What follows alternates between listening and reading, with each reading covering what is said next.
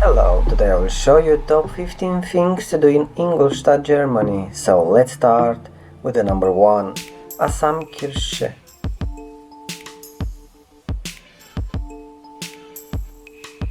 Number 2, Museum Mobile.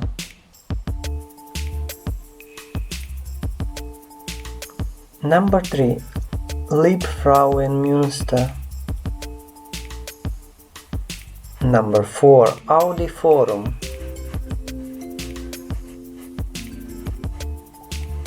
Number 5, Klenzepark.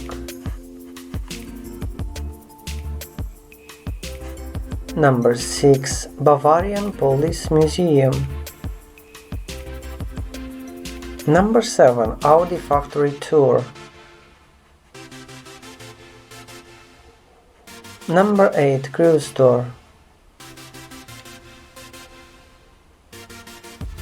Number 9, Bavarian Army Museum. Number 10, Herzogskasten. Number 11, Altes Rathaus. Number 12, Deutsches Medizinhistorisches Museum. Number 13, Stadtmuseum.